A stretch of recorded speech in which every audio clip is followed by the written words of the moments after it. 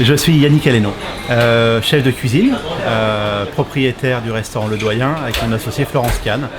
On a repris cette maison il y a maintenant 2 ans et voilà, on est au cœur de Paris, sur les Champs-Élysées, la plus belle avenue du monde. On a 3 étoiles au guide Michelin. On est très heureux ici et heureux de recevoir les gens et de donner une cuisine qui aujourd'hui me ressemble vraiment et quelque chose de très personnel.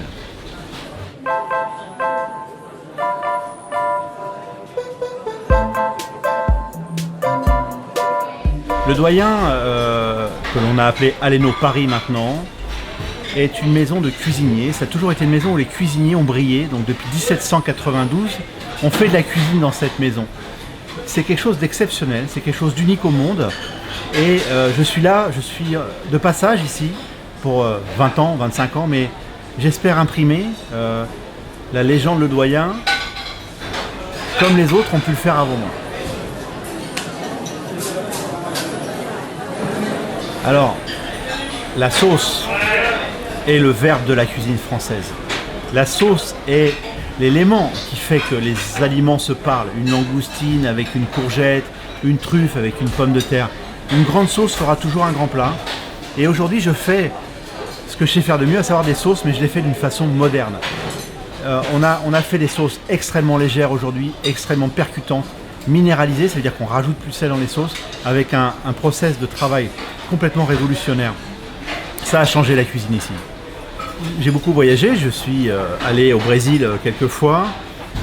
Ce qui m'intéresse toujours dans le voyage, c'est de trouver la cohérence d'un plat.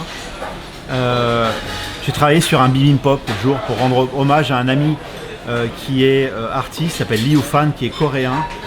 Et j'ai fait un canard en sucre, en croûte de sucre, que je taille en aiguillettes comme ça, servi avec une sauce aux olives. Et le troisième service, les cuisses de canard, sont travaillées en bibimbap.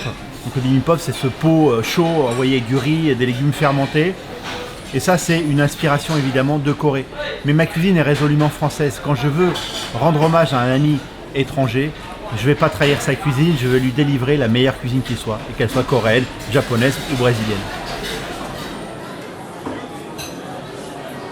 La tradition est importante en France, nous avons une culture importante culinaire. Et je tiens à garder cet esprit. Je veux le faire d'une façon moderne, mais l'esprit français doit rester.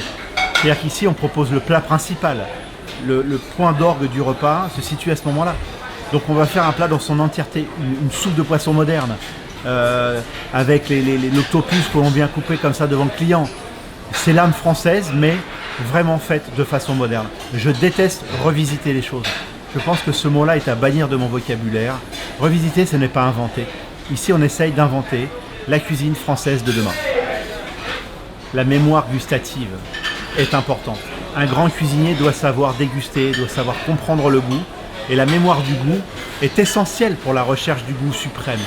Quand vous avez l'occasion de goûter une extraction de céleri réduite par le froid 3 fois, vous avez en mémoire un goût de céleri que je n'ai jamais eu l'occasion de goûter. C'est ça que je recherche, c'est le goût ultime à travers la mémoire. Et cette mémoire me permet de construire mes plats. Bien sûr, le vin est important dans l'exercice culinaire. Le vin, c'est la compréhension de la terre. Le vin, c'est le partage. Le vin, c'est l'amour du pays. Le vin, c'est le temps. Quand vous avez un verre de vin d'un millésime, vous avez le temps qui s'est écoulé ou qui s'est figé dans cette bouteille. Donc le vin, c'est la mémoire de la gastronomie.